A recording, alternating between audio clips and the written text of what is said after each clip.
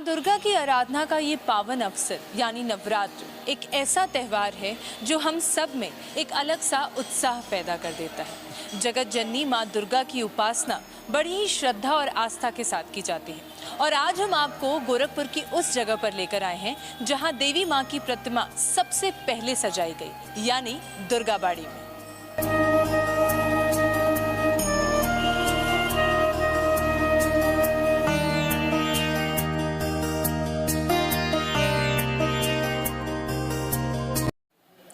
गोरखपुर में पंडाल सजाने और बड़े स्तर पर दुर्गा पूजन करने का श्रेय बंगाली संगठन को जाता है।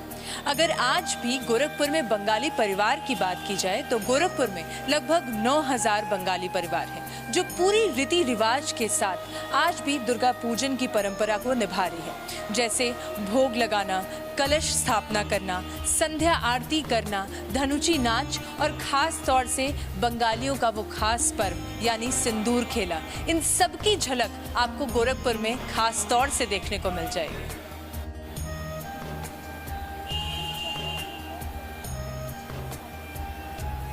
तो आप देख सकते हैं मेरे सामने ये एक चूल्हा बना हुआ है।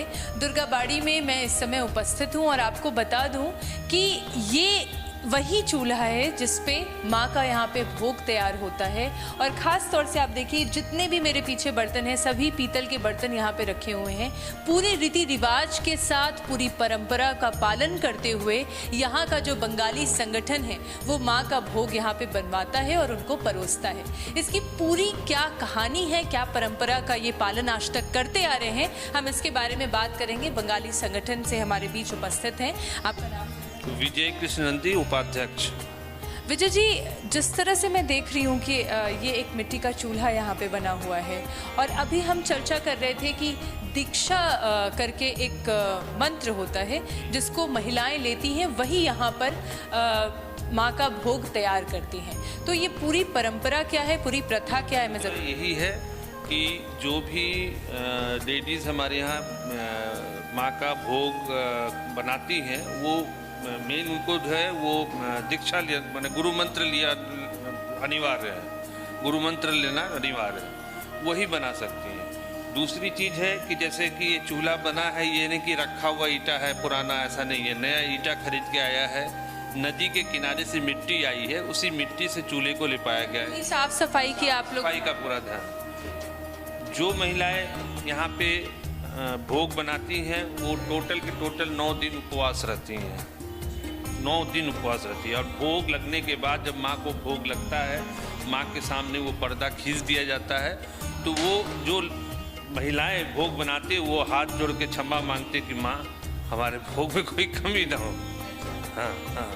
अच्छा, अगर माँ के भोग की बात की जाए तो क्या क्या परोसते हैं, क्या क्या माँ को? 5 तरह की भाजी बनती है, जैसे कोहड़े की है, बैगन की है, बोड़े की है, 5 तरह की भाजी होती है। और वो बासमती राइस का जो है पुलाव टाइप का बनता है, खीर बनता है।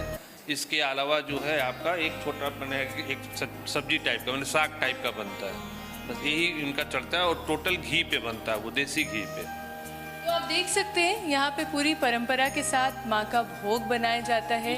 और जी, दूसरी चीज़ ये है कि भोग बनाते समय टोटल मैंने कोई बात नहीं कर सकता है, मास्क पहने रहेंगे, बात नहीं कर, मतलब कभी भी कोई मतलब चीज़ें। पहले एक रिवाज था कि कभी भी अगर कोई भी व्रत के समय का सामान बनाता है तो उस समय बोला नहीं जाता था और वही परंपरा यहाँ पे लोग, उसी परंपरा का लोग यहाँ पे पालन कर रहे हैं। और आप देखिए कि ये एक अलग सी चीज़ इस बार दुर्गाबाड़ी में आकर देखने को मिली, जो कि कहीं ना कहीं आप जानने के लिए बेहद उत्सुक रहते हैं कि आखिर कैसे दुर्गाबाड़ी में दुर्गा माँ के लिए भोग तैयार किया जाता है। आपका नाम जानना चाहिए? जी, अमन सिंह हमारा नाम है।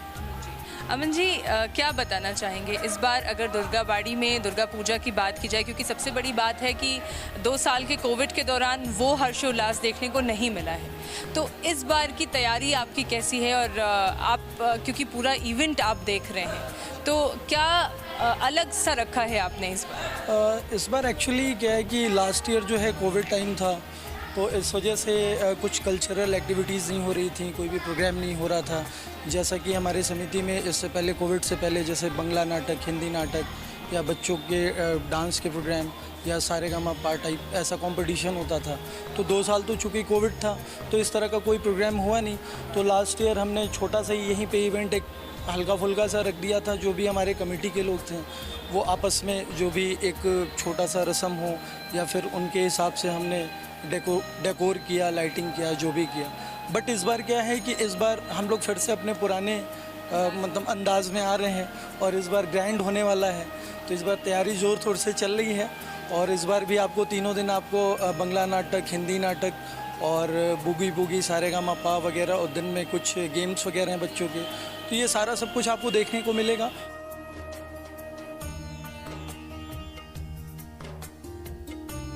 ये था गोरखपुर के मशहूर और दुर्गा पूजन के सबसे पुराने स्थल दुर्गा बाड़ी की कहानी। अगर आप भी गोरखपुर में रहकर बंगाल वाली फीलिंग लेना चाहते हैं तो दुर्गा बाड़ी एक बार जरूर आइएगा। आप सभी को नवरात्रि की ढेर सारी शुभकामनाएं। कैमरामैन विकास के साथ प्रकृति त्रिपाठी, NB न्यूज़।